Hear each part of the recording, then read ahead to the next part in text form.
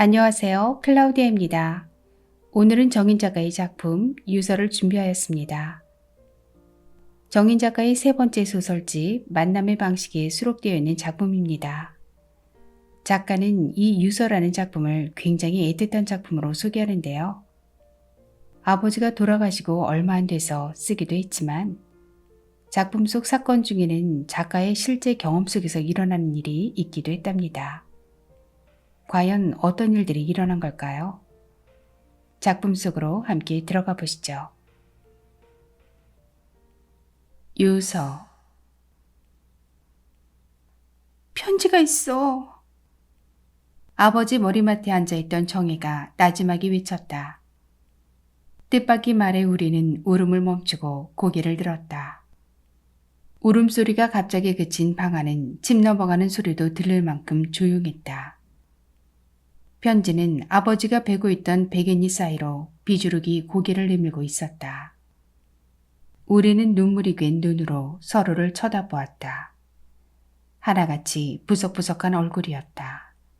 아직 새벽이었고 자다가 달려온 길이었다. 별일이다, 유서라니. 언제 그걸 써뒀단 말이냐. 어머니가 코를 팽 풀며 쉰 목소리로 말했다. 나 역시 그렇게 생각했다. 우리는 모두 몹시 놀라고 당황하고 있었다. 노인의 목숨은 밤새 안녕이란 말을 이런 식으로 실감하게 되는 것은 불운이었다. 지난밤 나는 한 달여 만에 부모님께 들렀다.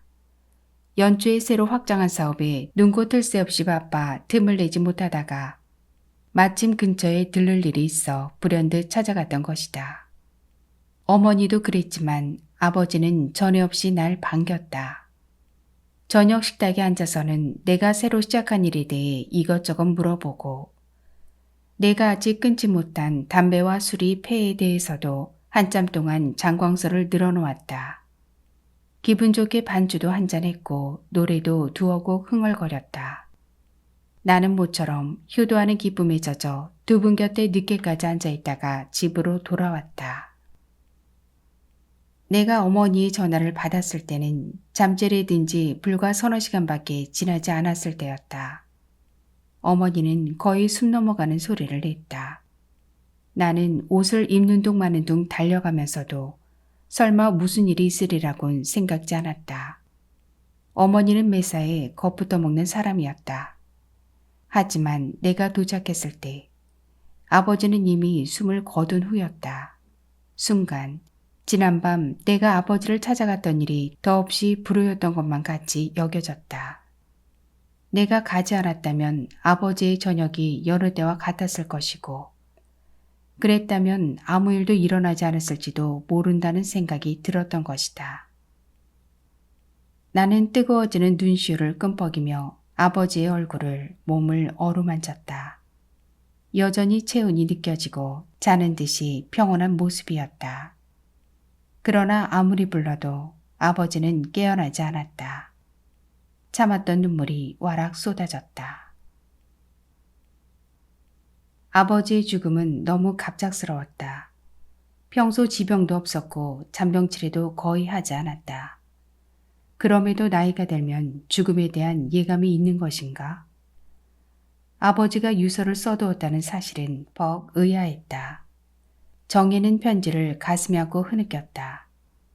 이제 그것은 편지가 아니라 유서라는 이름이 어울리는 아버지의 마지막 글이었다. 나는 아버지의 글씨를 잘 알고 있었다. 다정하고 직설적인 어법에 이제 막 글자를 깨우친 아이처럼 또박또박 하면서도 삐뚤삐뚤하게 쓴 글씨. 아버지는 한글을 스스로 깨우쳐 읽고 쓰는 정도여서 맞춤법도 엉망이었다. 그 글씨로 아버지는 내가 군에 있을 때 자주 편지를 써보냈고 정혜가 시집갈 때는 사위에게 당부의 글을 써서 신혼여행길에 넣어주기도 했다. 그때 정혜는 아버지 글씨가 창피해서 당황했지만 아버지는 당당했다. 그 글씨를 읽어본 지가 꽤 오래되었다는 생각이 비로소 들었다. 정혜는 편지를 빨리 읽으라는 어머니의 재촉에 나를 돌아보았다. 오빠가 읽어. 난 못 읽겠어. 정혜는 편지를 내게 건네고는 얼굴을 무릎에 파묻고 어깨를 들썩여가며 울기 시작했다. 나는 편지를 꺼내 펼쳤다. 아버지의 커다란 글씨가 아프게 눈에 와 박혔다. 한눈에 들어올 만큼 짧은 내용이었다.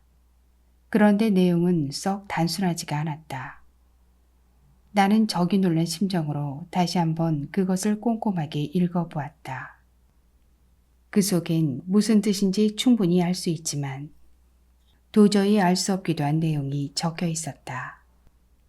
그것이 유언이라면 여간 난처한 노릇이 아니었다. 내 표정이 미심쩍었던지 어머니가 곁으로 다가앉으며 뭐라고 써놓았냐고 물었다. 혹시 통장에 있는 돈을 어떻게 쓰라는 얘기를 했니? 어머니는 그것이 가장 궁금한가 보았다. 물론 그 얘기가 적혀 있었다. 하지만 가족 중 누가 들어도 받아들이기가 좀 쉽지 않은 내용이었다. 그동안 아버지가 통장을 갖고 있다는 것은 알았지만 돈이 얼마 있는지는 아무도 알지 못했다. 어머니조차 그것에 대해선 일절 알지 못했다. 그걸 두고 어머니는 이따금 아버지에게 볼멘소리를 하곤 했다. 그때마다 아버지는 싱그레 웃으며 대답했다.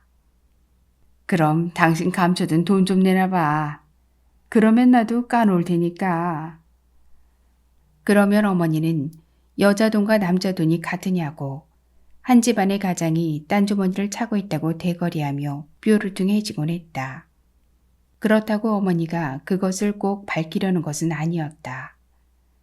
당신을 위해선 절약밖에 할 줄 모르는 아버지가 어머니에게는 비교적 넉넉한 생활비를 주고 있었다.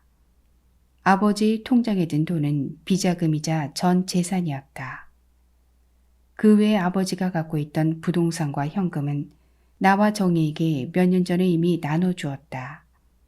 그때 아버지는 당신 것을 나눠주고도 오히려 내게 고맙다는 말을 했다. 정혜와 똑같이 나눠준 것에 대해 내가 아무 불평도 하지 않은 것을 두고 한 말이었다. 그때 나는 그 말을 당연하게 받아들였다. 그러는 게 아니었다는 생각은 한참 후에 들었다. 어쨌거나 그것은 불로소득이었고 적건만건 나로선 감지덕지할 일이었다. 그런데도 아버지의 사과를 은근슬쩍 받았으니 보통 염치 없는 짓이 아니었다. 이제 그 마음을 전할 길이 영영 사라져 버렸다. 아버지가 돌아가시자 이상하게 그 일이 몹시 마음에 걸렸다. 아이고 갑갑하다. 뭐라 했는지 빨리 좀 읽어봐라. 어머니가 내 옷자락을 잡아당기며 다그쳤다. 나는 난처한 기색을 감추지 못한 채 아버지의 유서를 읽기 시작했다. 언제 어찌 될지 모르는 게 늙은이 일이라 몇 자 적어둔다. 모른 척 말고 꼭 들어주기 바란다. 만약 하나라도 지켜지지 않으면 저승에서도 나는 눈을 감지 못할 것이다. 첫째, 나의 장례는 기독교식으로 해라. 둘째, 내 통장에 있는 돈을 찾아 한 푼도 남김없이 이 사람에게 전해라. 도장은 화장대 뒷면에 테이프로 붙여두었고 비밀번호는 엄마의 생일이다. 위의 사항을 반드시 지켜주기 바란다. 나는 유서 아래쪽에 적혀있는 낯선 사람의 이름과 전화번호도 마저 읽었다. 아버지가 돈을 전하고 싶어 한 사람은 여자였고 사는 곳은 양산이었다. 그 이름과 전화번호를 읽는 순간 이상하게도 씁쓸한 배반감이 가슴 밑바닥에서 스멀거렸다. 방 안은 또다시 메마른 침묵에 휩싸였다. 가슴 속에 모래사막이 생긴 기분이었다. 잠시 후 어머니가 마른 기침을 하더니 입술을 지그시 깨물고 나를 바라보았다. 그 눈빛이 놀랄 정도로 새치름했다. 다른 말은 없고 나 그 말뿐이야? 난 도대체 네 아버지가 무슨 말을 하는 건지 모르겠다. 나는 담담한 척 유서를 접어 화장대 위에 올려놓고 어머니를 쳐다보았다. 다들 뭔가 궁리를 하는 듯한 얼굴로 나를 바라보았다. 그 눈길이 여간 부담스럽지 않았다. 기독교식으로 장례를 치르라는 거고 어떤 여자에게 아버지 통장에 있는 돈을 다 넘겨주라는 얘기예요. 그러니 그게 무슨 말이냐 말이다. 장례를 기독교식으로 하라는 것도 아닌 밤중에 홍두깨인데 통장에 있는 돈을 우리는 알지도 못하는 여자에게 주라니. 생각해봐라. 교회라는 데가 죽은 사람 소원이라면 다 들어주는 데더냐? 기독교인이 아닌 사람을 어떻게 기독교식으로 장례를 치른다는 것이며 돈은 왜 또 생판 알지도 못하는 남을 주라는 것이냐 말이다. 이건 제정신으로 한 말이 아니다. 그거 내 아버지가 쓴 게 맞기는 맞아. 나는 말없이 편지를 다시 꺼내 어머니 앞에 펴보였다. 아버지의 또박또박한 글씨가 당신의 뜻을 강요하듯 커다란 얼굴을 내밀고 있었다. 직접 유서를 읽은 어머니의 얼굴이 해쓱해졌다. 이 영감이 죽음에서 도망이 든 거야. 어머니가 바락 소리를 지르며 유서를 낚아채서 마구 구겼다. 엄마, 진정하세요. 정혜가 어머니 앞으로 다가앉아 어깨를 감쌌다. 김서방이 왠지 한숨을 깊이 내쉬더니 정혜를 쳐다보고 눈짓을 했다. 정혜가 고개를 주워거렸다. 나는 그것이 무엇을 뜻하는지 알 수가 없어서 두 사람을 번갈아 쳐다보았다. 엄마, 사실은요. 아버지 그동안 교회 다니셨어요. 놀라서 정혜를 밀쳐내는 어머니의 눈이 겁에 질린 것처럼 보였다. 나는 일요일마다 산에 간다며 등산복을 입고 배낭을 메고 나서던 아버지를 떠올렸다. 그때마다 아버지는 산에 간 것이 아니라 하느님을 만나러 간 것이었다. 도대체 언제부터인가? 그러고도 아버지는 나와 함께 제사에 꼬박꼬박 참여했고 천연스레 절도 잘했다. 그 일이 불현듯 생각나자 나는 그만 혼란스러워졌다. 1년 좀 넘었어요. 일요일마다 산에 간다시고는 우리 동네 교회에 오셨어요. 어머니가 정혜를 쏘아보았다. 그 눈빛 속에 물러설 데가 없는 사람의 분노가 서렸다. 어머니의 마음을 무겁게 짓누를 갖가지 염려가 짐작되었다. 나 역시 앞일이 걱정스러웠다. 정혜, 너 도대체 철딱서니가 있는 애야? 어떻게 아버지를 거기다 끌고 들어가? 너 이 집안이 어떤 집안인 줄 몰라서 그래? 너 교회 다니는 것만도 얼마나 쑥덕거리는데. 아이고, 이렇게 부녀지간에 감쪽같이 날 속이다니. 너 내 속으로 난 딸 아닌가 보다. 어쩜 이렇게 뒤통수를 때릴 수가 있어. 아버지 장례를 기독교식으로 한다면 온 집안이 들썩거릴 텐데 그걸 어떻게 감당하려고 이러는 거야? 죄송해요, 엄마. 아버지가 말할 기회도 없이 이렇게 가실 줄 몰랐던 거죠. 그때 영욱이 간호에 아버지가 오랫동안 괴로워하시길래 무심코 권했는데 별 고민 없이 따라오셨어요. 기독교식으로 하면 모든 게 수월해요. 교회에서 다 알아 장례식도 치러줄 거예요. 지금 그게 문제냐? 어머니 말씀은. 나는 치미는 부하를 간신히 억누르고 정혜를 향해 으르렁거렸다. 나도 알아. 오빠.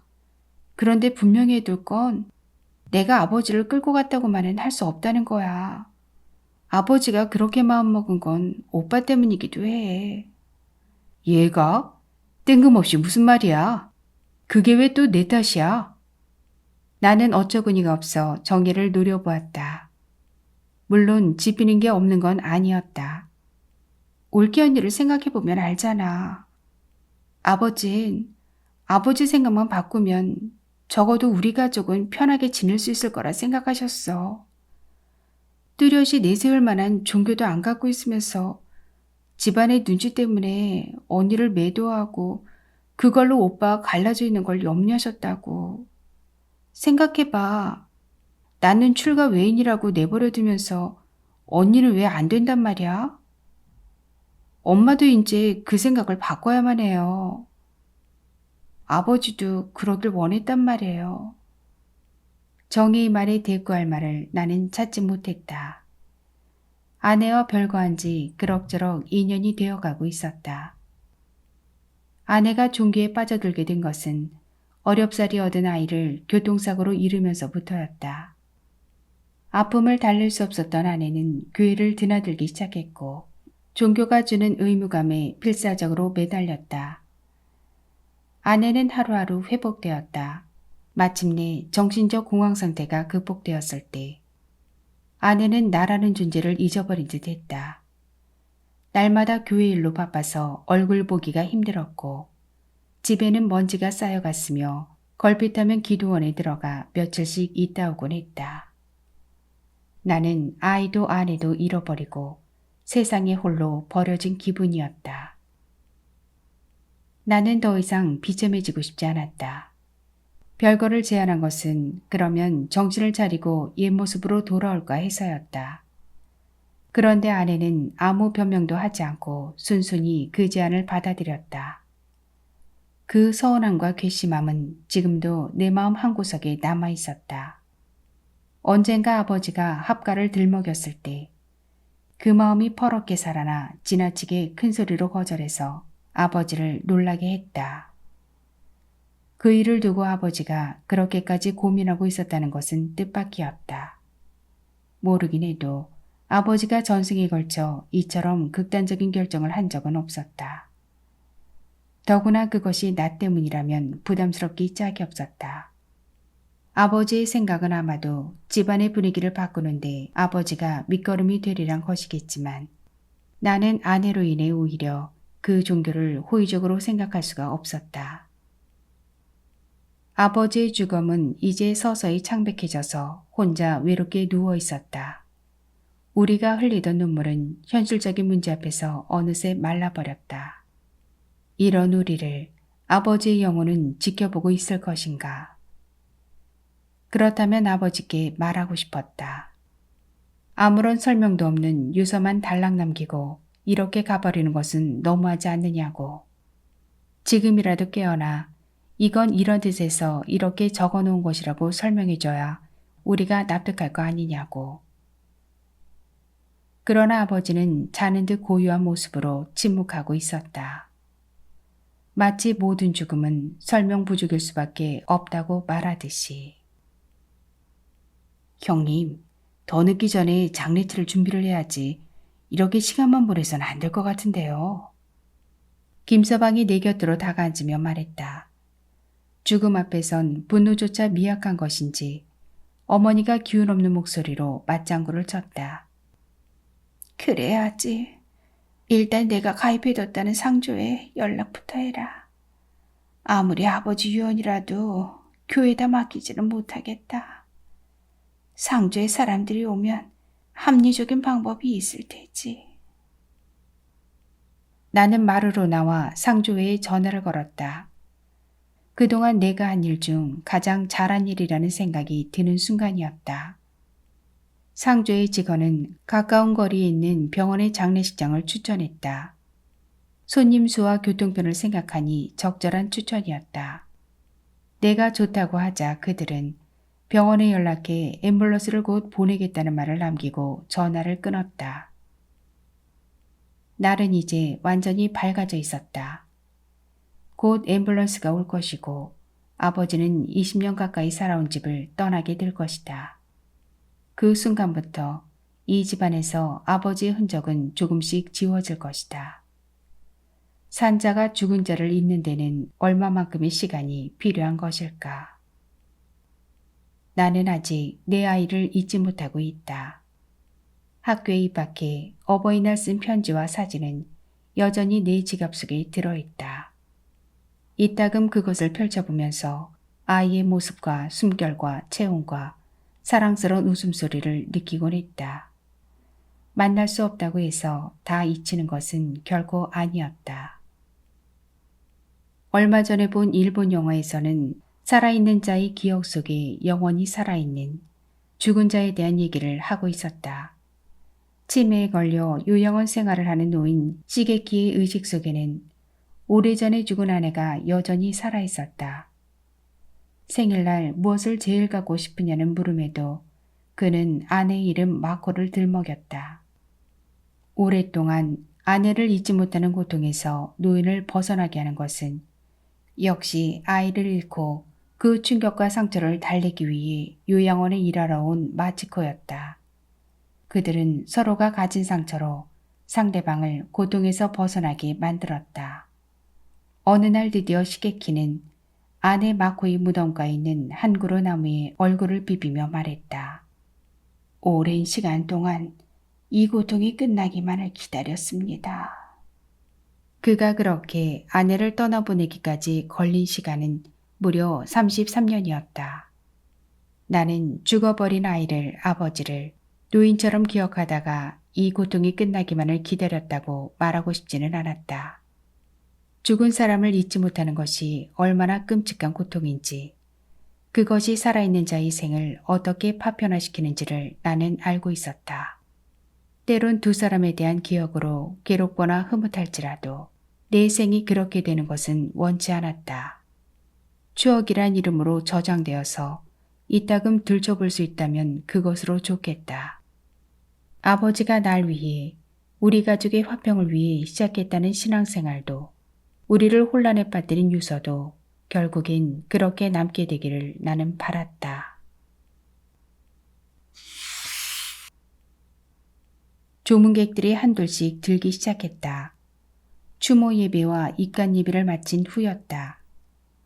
우리는 다른 친지들이 한 것처럼 굵은 제복을 입지 않고 검정색 양복과 한복을 상복으로 입고 손님을 맞았다. 교회는 고인을 위한 예배만 부탁했고 나머지 일은 상주회에 의뢰했다. 조문객들은 빈수 앞에 마련된 국화를 한 송이씩 뽑아 고인이 영정 앞에 헌화했다.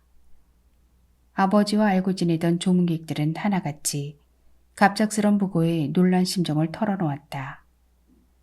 그들은 갑작스레 가장을 잃은 우리를 진심으로 위로했다. 그들의 위로는 따뜻하고 고마웠다. 그러나 아버지의 사망 소식에 놀라서 모여든 친지들은 오히려 우리를 힘들게 했다. 장례 형식이 지금까지와 다르자 하나같이 못마땅한 기색을 노골적으로 나타냈다. 누군가는 술도 한 잔 못 올리는 빈소를 뭐하러 차려놓았느냐고 불퉁거리고 또 누군가는 집안꼴 잘 되어간다고 비아냥거렸다. 우리가 아버지의 유언이라 어쩔 수 없다고 해도 반응은 한 가지였다. 큰아버지와 작은 큰아버지는 구겨진 아버지의 유서를 펴서 서너 번씩이나 읽고도 연방 고개를 가로저었다. 그 마음과 충격을 이해하지 못하는 것은 아니었다. 새로운 것을 수용하는 데는 언제나 용기와 이해가 필요한 법이었다. 친지들은 마치 작정이라도 한 듯이 인색하게 굴었다. 어쩌면 아버지도 그것을 예상했지만 내가 이겨내기를 바랐을 터였다. 나는 두 분 앞에서 단호하게 아버지 뜻이어서 어쩔 수 없다고 선언했다. 인적관계란 가지를 뻗어나가는 줄기와 같아서 어느 지점에선가는 갈라질 수밖에 없는 것이다. 그것의 연연에 아버지의 뜻을 어기고 싶지 않았다.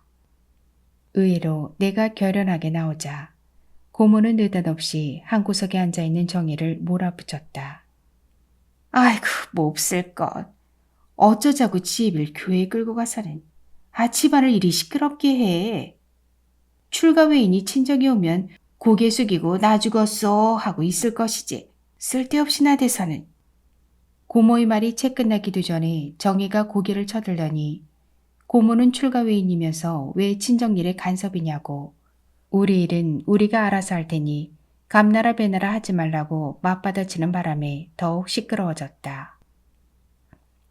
큰아버지와 작은 큰아버지가 정혜를 나무라면서 어른이 어른 노릇을 못하니 애가 어른에게 덤빈다고 은근히 어머니를 타박했다.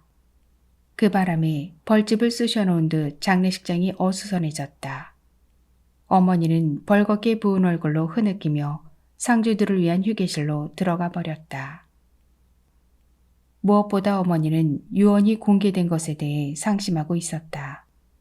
집안 사람들은 아버지의 통장에 어느 정도의 저금이 있으며 그 돈을 전하라고 한 여자가 누구인지에 대해 벌써부터 수근거리고들 있었다. 어머니는 그게 염려스러워 유서를 감추고 싶어 했지만 우리가 편하기 위해 기도교식 장례를 치른다고 생각하는 걸 보고 있을 수도 없었다. 그러면 나나 정혜나 불효막심한 자식이 될 게 뻔했고 어머니 역시 불효를 둔감은 무능한 어미가 될 터였다. 이럭저럭 아버지가 남긴 유서는 삼삼오오 모여 앉은 친지들의 안주거리가 되었다. 나는 그들이 잔인하게까지 여겨졌다. 아버지라는 기둥이 쓰러지고 죽음의 형식이 달라지자 우리는 어느새 중심부에서 밀려나 외로운 섬의 신세가 되어 있었다. 그것은 꽤나 서글픈 인식이었다. 연거푸 들이닥치던 조문객들이 빠져나가고 나자 잠시 조용해졌다. 나는 빈수 앞에 수북하게 쌓여있는 국화를 다시 항아리에 꽂아놓고 뻐근한 다리를 펴고 앉았다. 실내에는 국화 향기가 그윽하게 고여 있었다. 나는 한동안 국화차는 마시지 못하겠다는 생각을 했다. 향기도 지나치면 악취보다 나을 게 없었다. 아버지는 진동하는 국화 향기 속에서 웃을 듯 말 듯 근엄한 얼굴을 하고 있었다. 어머니는 그 사진을 내놓으며 10년도 더 된 사진이라 했다. 사업에서 손을 놓으면서 무슨 마음인지 혼자 가서 찍어왔더라고 했다.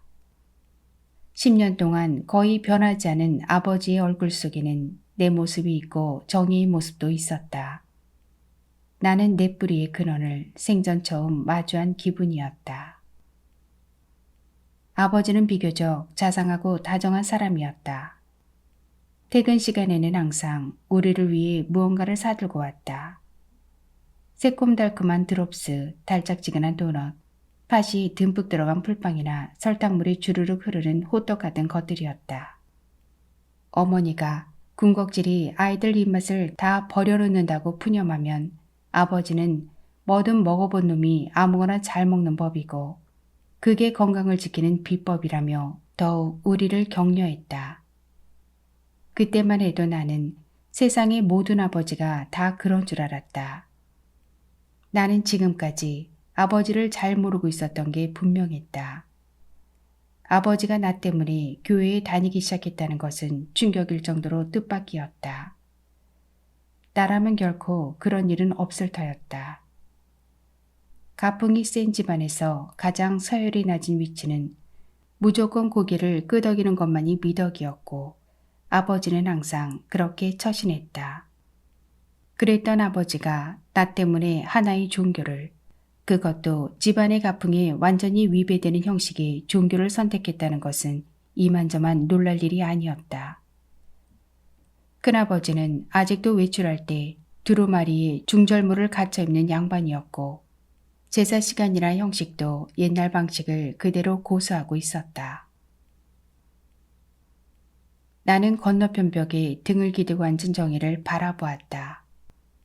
그 사실을 일찍 귀띔하지 않은 게 아버지의 뜻이었다지만 만약 그랬다면 아내와 화해하는 문제를 심각하게 생각했을지도 모른다 싶으니 안타까웠다. 줄곧 내 눈길을 피한 채 출입구 쪽을 응시하고 있던 정혜가 갑자기 슬그머니 일어섰다. 그리고는 속삭이듯이 올케 언니가 왔어 라고 말했다. 고개를 돌리자 과연 아내가 친척들의 시선 속에 신발을 벗고 있는 게 보였다. 모두 아내를 알아보았지만 누구도 선뜻 아는 척하지는 않았다. 빈소에 들어선 아내는 나를 흘낏 쳐다보고는 항아리에 있는 국화를 한 송이 집어 아버지의 영정 앞에 내려놓았다. 그동안 살이 좀 찐 듯한 아내는 담담한 눈길로 아버지의 영정을 바라보다가 고개를 숙였다. 아내는 오랫동안 고개를 들지 않았다. 이윽고 아내가 고개를 들어 두어 걸음 물러서더니 나를 바라보았다. 쌍꺼풀이 선명한 눈에 눈물이 맺혀 있다가 주르르 흘렀다. 왔어? 나는 울컥해지는 감정을 누르며 하나마나 말을 했다. 어째선지 더 이상 다른 말을 할 수가 없었다. 그동안 가끔씩 전화를 한 것 외에는 만난 적이 없었다. 우리는 서로 만나기를 두려워했다. 나로선 나와 다른 세계에 사는 아내가 낯설어서 참아내기가 힘들었고 아내 역시 그런 나를 견디지 못했다. 그렇다고 아내와 헤어지겠다는 생각을 해본 적은 없었다. 아내는 내게 첫 여자였고 마지막 여자이길 원했다. 아내가 날 어떻게 생각하는지는 알려고 해본 적도 없었다. 내가 헤어질 생각이 없었기에 아내가 먼저 그 말을 하지 않은 걸 다행스럽게 생각하는 것인지도 알 수 없었다. 아내는 한때 나를 설레게 했던 모습을 여전히 간직하고 있었다. 그 때문에 아내를 잊지 못할 수도 있었고 아내가 이젠 함께 살자고 말하길 기다리고 있는 것인지도 알 수 없었다. 내가 더 이상 말을 건네지 않자 정혜가 한심한 눈길로 나를 쏘아보고는 아내를 휴게실로 데려갔다. 밖에 있던 친척들이 계속 우리를 흘낏거렸다. 뒤늦게 아내가 온 사실을 알았는지 고모가 쟁걸음으로 쫓아와 휴게실로 뒤따라 들어갔다. 안쪽에서 어머니의 말소리가 들리고 아내가 뭐라고 대답하는 소리가 들렸다. 이내 숨죽인 울음소리가 문틈으로 새어나왔다. 누구의 소리인지는 알 수 없었다. 울음소리는 잘못 연결된 벨소리처럼 끊어졌다 이어졌다 하며 들려왔다. 내가 새로운 조문객을 맞고 보낼 때까지 울음소리는 계속되었다. 이윽고 정혜가 토끼눈을 하고 나오더니 들어가 보라고 했다. 왜? 여긴 어떡하고? 내가 대묻자 정혜가 목소리를 낮춰 쏘아붙였다. 오빠, 정말 왜 그래? 마음은 안 그러면서 왜 언니를 쏘 닭보듯 해? 언니라고 여기 오는 게 쉬웠겠어? 오빠 하는 거 보니까 아버지가 괜히 있으신 건가 봐. 그새 아버지가 올케를 2번이나 찾아갔더래. 마음 돌리고 둘이 합하라고. 그랬는데? 바보 같은 질문을 한다 싶었지만 벌써 뱉은 뒤였다. 정혜가 어이없어하는 눈길로 나를 쳐다보더니 한숨을 내쉬며 말했다. 아휴, 신앙이 같지 않고선 도저히 어렵다 그랬대. 여전하군. 내가 혼잣말을 하며 방문 손잡이를 잡았을 때 고모가 입을 삐죽거리며 방에서 나왔다. 아이고 참, 울 오빠 자식 위해서 큰 노력하셨구먼. 내 가짜라서 못 살겠다. 알고 보니 이 조상이 정의 때문이 아니고 순전히 잊은 며느님 때문이구만. 혼잣말처럼 구들거렸지만 고모의 목소리는 지나치게 컸다. 정혜가 뭐라고 대꾸하려다가 입을 다물었다. 나는 얼굴을 붉히며 휴게실로 들어갔다. 어머니와 마주 앉은 채 고개를 숙이고 있던 아내가 한쪽으로 비켜 앉았다. 어머니도 아내도 눈저희가 붉었다. 어떻게 알고 왔어? 자리에 앉으며 내가 묻자 아내가 대답할 새도 없이 어머니가 말을 받았다. 정희한테 내가 연락하라 그랬다. 이혼한 사이도 아닌데 시아버지가 돌아가셨는데 당연히 와야지. 어머니의 말이 미처 끝나기도 전에 노크도 없이 문이 벌컥 열렸다. 작은 큰아버지였다. 술 냄새가 확 끼쳤다. 우리는 엉거주춤 일어났다가 앉았다. 아버지의 바로 윗형인 그는 과묵한 큰아버지에 비해 말도 많고 정도 많은 사람이었다. 작은 큰아버지는 불가한 얼굴인 채 위험을 잃지 않으려 했으며 아내를 바라보았다. 어머니가 불안한 눈빛으로 그를 흘금 쳐다보았다. 그는 생각보다 누그러운 음성으로 아내에게 말을 걸었다. 질부야, 너도 알다시피 우리 집안은 예풍송을 많이 따르는 집안이다. 그런 우리 집안에서 맨 처음 네가 교회를 다니기 시작하더니 오늘은 너희 시아버지 유언에 따라서 기도교식 장례를 하게 되었다. 이건 지금까지 유례가 없었던 일이고 우리 집안으로선 천지개벽을 겪는 거나 다름없는 일이다. 나는 이것이 참으로 납득하기 어렵고 불쾌하기 짝이 없다. 그래서 내 한잔 했다. 이렇게 술이라도 안 마시고는 이 난감한 상황을 견딜 수가 없어서다. 그런데 방금 내 시고모한테 들어보니 이 불상사가 다 너한테서 비롯되었다는데 맞는 말이냐? 아내는 대답하지 않았다. 어머니가 눈총을 주었지만 아내는 고개를 숙인 채 방바닥만 내려다보고 있었다. 그래, 대답하기 면목이 없겠지. 고모 말씀은 너희 시아버지가 정필이하고 너하고 어쨌든 동 다시 합가하게 만들라고 교회를 다니기 시작했다는 말인데 우리로선 참으로 이해가 안 되고 유감스럽기 짝이 없는 노릇이다. 이런 경우를 두고 하는 말이 미꾸라지 한 마리가 우물을 흐리게 한다는 것이지. 그런데도 우리는 까마득히 몰랐다. 왜냐? 내 시아버지가 제삿날이면 꼬박꼬박 참석해서 저할도리를 잘했기 때문에 그랬던 것이다. 그러지 않았다면 벌써 오래전에 온 집안이 시끄러웠을 것이야. 동생은 그렇게 지혜롭게 처신했다. 물론 살아있을 때 우리가 사실을 알았다면 결코 용서가 되지 않았을 것이야. 사람은 그렇게 융통성이 있어야 되는 것이란다. 그것이 바로 사람으로서 가져야 할 예인 것이야. 우리가 속으로는 이 장례식이 죽도록 못마땅하지만 아우가 원하는 일이었기 때문에 참고 있는 것도 그런 마음에서다. 그래서 너한테 긴히 부탁을 하는데 이제 그만하고 내 시아버지가 원했듯이 정필이랑 합가해 살면서 융통성을 좀 발휘해봐라. 로마에 가면 로마의 법을 따르라는 법이 있지 않느냐. 너도 시아버지처럼 신앙은 가지되 우리 집안의 풍속을 잘 따라주면 만사형통이다 이 말이다. 내가 주제넘게 이런 말을 하게 된 것은 내 아우의 마음을 헤아려서다. 그놈이 내 앞서간 것도 괘씸한데 우리 모르게 일을 저질러 놓았으니 내 다리 뻗고 잠을 못 잘 판이었다. 그런데 곰곰이 생각해보니 오죽 자식을 생각하는 마음이면 그랬겠나 싶기도 하더라. 그래도 이 자리는 괴롭기 짝이 없다. 작별 인사도 한번 안 하고 가버린 아우지만 술은 한 잔 부어주고 싶은데 술도 못 올리지 밥도 한 끼 못 차려주지. 가슴이 미어진다.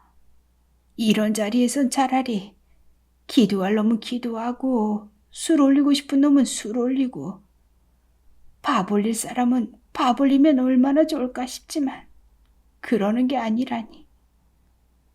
이 서운한 마음을 술이나 마시며 달랠 수밖에 없다. 그러니 너도 우리 집안에선 우리 풍속을 따르고 내 신앙생활은 또 그렇게 하면 안 되겠나 싶어서 이렇게 당부를 한다. 알아듣겠나, 칠부야. 나는 작은 큰아버지가 적절하지 않을 때 나섰다고 생각했다. 아내가 어떤 생각을 하고 왔는지 아직 알지 못했다. 그런데 나를 지쳐두고 누군가 먼저 나서는 것은 바람직하지 못한 일이었다. 아내는 아무 대답도 하지 않았다. 작은 큰아버지가 알아듣겠느냐고 다시 한번 물었다. 아내가 숙이고 있던 고개를 들어 작은 큰아버지를 마주 보았다. 네, 잘 알아들었습니다. 그런데 죄송하게도 제 신앙은 그런 식으로 시험의 대상이 될 수 없습니다.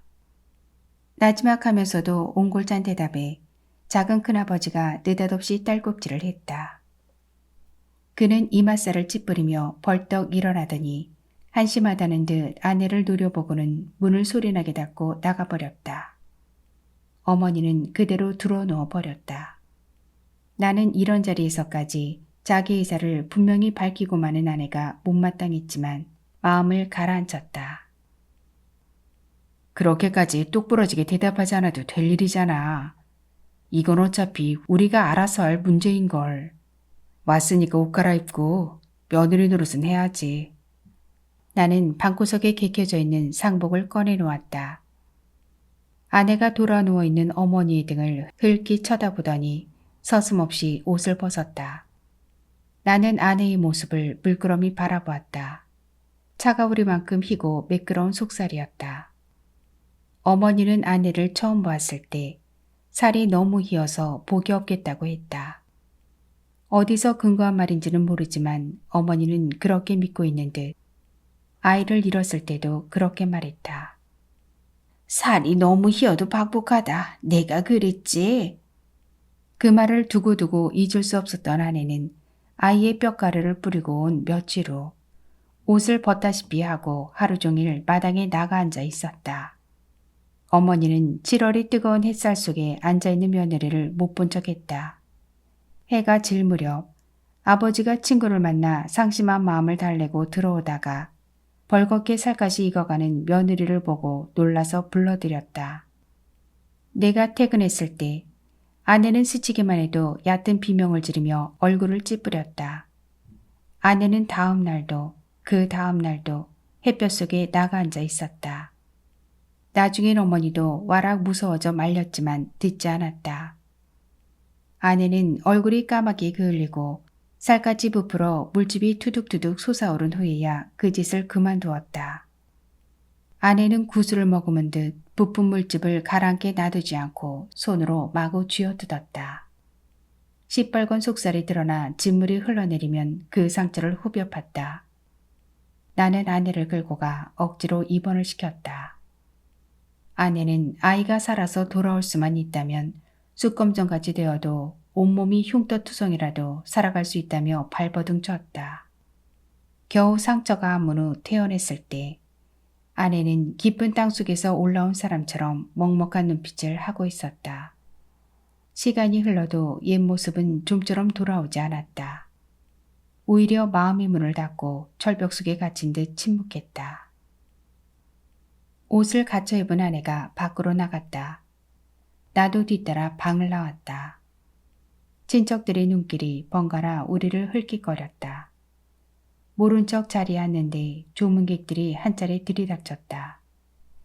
아버지의 친구들이었다. 그들은 아버지 빈소에 엎드려 오래도록 울었다. 나도 그들과 함께 오래 울었다. 어째선지 속이 좀 후련해졌다. 아버지를 화장해서 선선에 묻는 날은 화창했다. 상여가 나가는 절차가 없으니 모든 것이 빠르게 진행되고 빨리 끝났다. 먼 친척들 중에는 간단해서 좋다고 말하는 이들도 있고 이게 무슨 장례식이냐고 입을 비죽이는 사람들도 있었다. 선산에 묻힌 사람 중에 상여를 이용하지 않는 사람은 아버지밖에 없었고 매장이 아니라 분고람을 갖다 묻었다는 것 때문에 뒷말도 무성했다. 나는 더 이상 사람들의 수군거림에 신경 쓰지 않았다. 지난 3일 동안 충분히 겪은 일이었다. 아버지의 죽음은 내게 지금까지와는 다른 모욕감을 경험하게 했다. 때로는 혈연이 더욱 모멸감을 줄 수 있다는 것을 안 기분은 쓸쓸했다. 다행히 나는 내색하지 않고 잘 견뎌냈다. 아내 또한 꿋꿋한 모습이었다. 어머니가 이따금 아플 만큼 눈총을 주어도 담담했다. 어머니는 교회에서 추도 예배를 하러 올 때마다 아내가 합석하여 기도하는 것도 집안 사람들의 눈치를 전혀 의식하지 않고 당당하게 구는 것도 보기에 마뜩잖은지 버럭 뼛속이 솟구친 눈길로 아내를 흘겨보고는 했다. 어머니는 아버지의 유언 때문에 익숙하지 않은 상황을 견디고는 있지만 속속들이 예풍습에 젖어 살던 사람이었다. 그러니 스스로 혼란스러워서 교회에서 추도 예배를 하러 오면 때로는 친지들처럼 냉담했다가 때로는 상주의 예의를 갖췄다가 하면서 어쩔 줄 몰라 했다.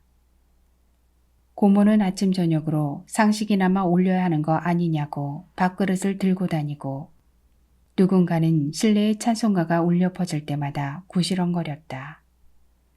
그런 속에서 나는 혹시 교회 사람들에게 상주로서 갖춰야 하는 예의를 갖추지 못할까봐 전전긍긍했다.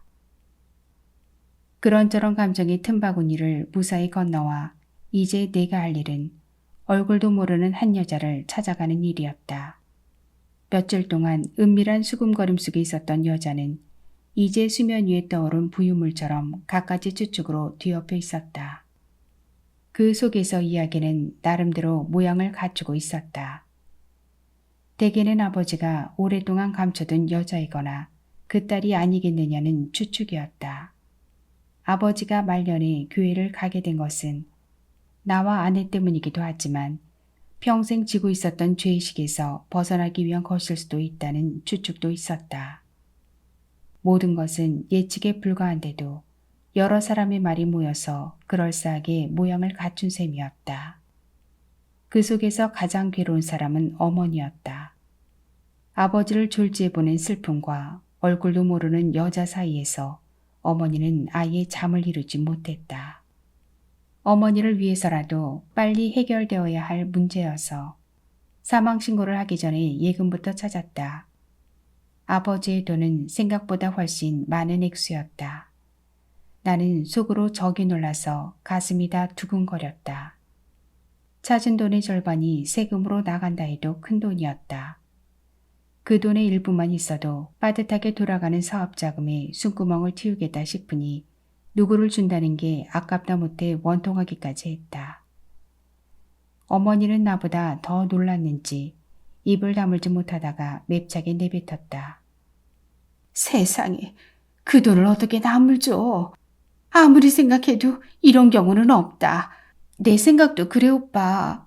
이건 좀 너무한 것 같아. 정혜도 얼른 거들고 나섰다. 그러자 오히려 정신이 번쩍 들었다. 어쨌든 아버지 유언이었다.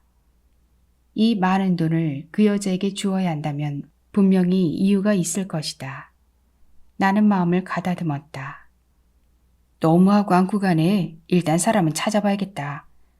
아버지하고 어떤 관계인지, 이 돈이 왜 그쪽으로 넘어가야 하는 것인지, 아니면 어쩔 건데. 정희가 바싹 다가앉으며 되물었다. 나도 그 다음은 알 수가 없었다. 그야말로 혼란스러울 뿐이었다. 아내 쪽을 돌아보지만 아내는 여전히 손님 같은 얼굴로 창가에 가만히 앉아 있었다. 아버지는 느닷없이 목숨을 내려놓으면서 참으로 해결하기 난감한 일들만 골라서 우리에게 남기고 간 셈이었다. 마치 우리를 시험하듯이. 나는 우리를 혼돈에 빠뜨린 돈의 가치를 가늠해 보았다. 작고 얇은 종이에 기록된 동그라미의 무게가 이토록 무겁게 느껴지기는 처음이었다. 그것이 바로 여자에게 전달되어야 할 이유일 수 있다는 생각이 불현듯 들었다. 내가 뭐라고 하려는데 방바닥에 놓인 수표를 내려다보던 어머니가 결심한 듯 말했다. 두말할 것 없다. 그 돈을 법적으로 나누도록 해라.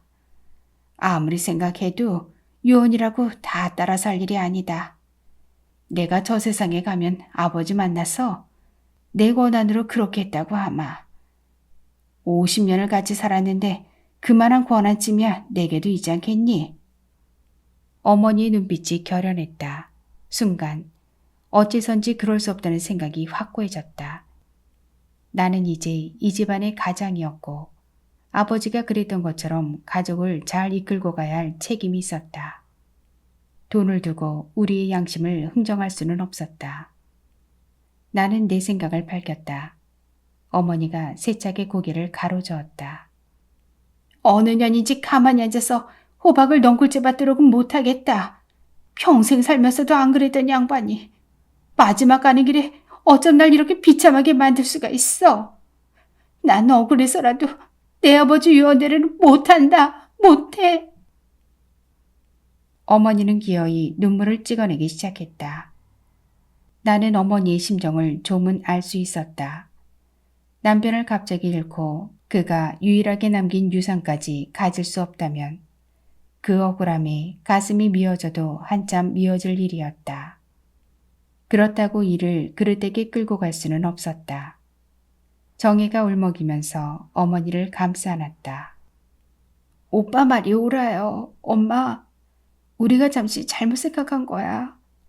아버지 마지막 뜻이 그렇다는데 어떡하겠어요? 만약 우리가 저 돈이 꼭 있어야 할 정도였다면 아버지는 틀림없이 저 돈을 우리에게 주셨을 거예요. 안 그래요, 엄마? 어머니가 기어이 통곡을 쏟아놓았다. 아내가 주춤거리며 어머니 곁으로 다가갔다. 나는 못 본 척 지갑 속에서 아버지의 유서를 꺼내 전화번호를 확인한 후 눌렀다. 전화벨 소리가 한참이나 건너갔다. 이윽고 전화를 받은 사람은 목소리가 굵직한 남자였다. 나는 어느새 긴장하고 있었다. 혹시 그곳에 노민정이라는 이름을 가진 분이 계십니까? 네, 바꿔드릴까요? 남자는 대답도 듣지 않고 수화기를 내려놓더니 슬리퍼 끄는 소리를 내며 멀어져 갔다. 잠깐 정막이 흐르는가 싶더니 전화 받아보라니까요 하고 외치는 남자의 목소리가 멀리서 들려왔다. 잠시 후 전화 속에서 중년은 되었음직한 여자의 목소리가 들려왔다. 나는 입안이 마르는 느낌에 침을 삼키고 노민정 씨냐고 물었다. 그녀가 미심쩍어하는 투로 그렇다고 대답했다. 고개를 갸웃하고 있는 모습이 보이는 듯했다. 나는 그녀의 반응을 보기 위해 아버지의 이름을 바로 말했다. 강기철 씨를 아십니까? 누구라고요? 강기철 씨요. 어머, 그분 돌아가셨어요? 놀란 것은 나였다. 대뜸 아버지의 생사에 대해 묻는 것은 전혀 뜻밖이었다. 네, 오늘로 일주일째입니다. 여자는 한동안 말을 잇지 못했다. 다시 말을 시작했을 때는 목소리가 약간 잠겨 있었다. 안타까운 일이네요. 그렇게 좋으신 분이. 많이 아프셨어요? 나는 예기치 않은 쪽으로 흘러가는 대화 속에서 더욱 혼란을 느꼈다. 여자는 아무래도 우리가 추측했던 이야기의 주인공은 아닌 것 같았다. 나는 아버지가 갑자기 돌아가셨다는 얘기를 전하면서 돈 얘기를 해야 하나 말아야 하나 갈등했다. 그것은 꽤 심각한 갈등이었다. 가족들은 내 얼굴의 미묘한 변화를 포착하고 궁금해서 못 견디겠다는 눈빛으로 나를 지켜보았다. 그녀가 조의를 표한다면서 다시 한번 참 좋은 분이라고 말했다. 제 아버지를 어떻게 하십니까? 나는 용기를 내어 물었다. 여자는 잠시 침묵한 후 나직하게 말했다. 저희 원에 기부하기 시작한 게 한 3년쯤 됐어요. 여긴 불교재단에서 운영하는 보육원이에요. 처음 오셨을 때 손자를 잃은 지가 한 달쯤 됐다고 그러시더라고요. 손자가 눈에 밟혀서 여기저기 다니시다가 우연히 들어왔다 하셨어요.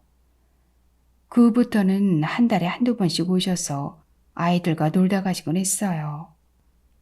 외로운 아이들에게 할아버지의 정을 느끼게 해주셨죠. 그동안 할아버지가 기부하신 돈으로 공부한 애들도 많고 정착금도 도와주셨어요. 보육원에선 고등학교를 졸업하면 다 자립해 나가야 되는데 그 정착금을 일부 지원하신 거죠. 언제가 돌아가시는 날엔 유산을 다 기부할 테니 아이들을 잘 돌봐달라고.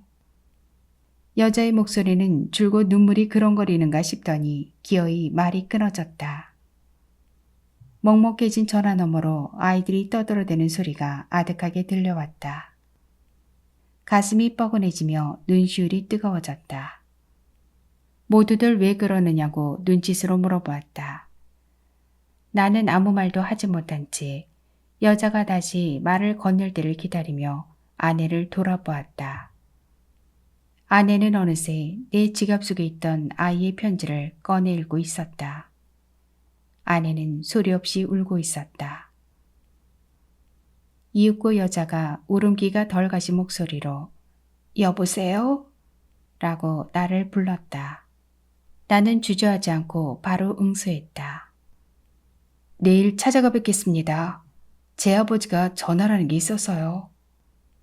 여자가 무언가 더 말하려 했지만 수화기를 내려놓았다. 오늘 듣지 않아도 두고두고 아버지에 대한 얘기를 들을 수 있을 것이다. 나는 전화기를 밀쳐놓고 아직 울고 있는 아내를 바라보다가 영정 속의 아버지를 쳐다보았다. 아버지는 변함없이 근엄한 얼굴로 나를 내려다보고 있었다. 비로소 나는 아버지를 오래오래 기억하게 되리란 것을 알았다. 어쩌면 시계끼가 아내를 기억했던 것보다 더욱더 긴 세월을. 낭독은 여기까지입니다. 사람에 대한 기대, 사람을 통해 치유를 하게 된다는 생각이 깔려있는 작품이었습니다. 정인 작가는 당신의 저녁이 당선되면서 작품 활동을 시작했는데요. 등단할 당시 사람들에게 소설가로서의 애인, 즉 소설이 누군가에게 늘 그립고 위안과 행복을 주면서도 뭔가를 계속 생각하고 고민하게 만드는 고통을 주는 존재이길 바라면서 그때부터 본명 대신 정인이라는 필명을 사용하고 있다고 합니다. 부산소설문학상, 부산작가상, 노군리 평화문학상을 받았으며 작품집으로는 당신의 저녁, 그 여자가 사는 곳, 만남의 방식이 있습니다. 구독과 좋아요, 알림은 사랑입니다. 행복한 오늘 되세요. 감사합니다.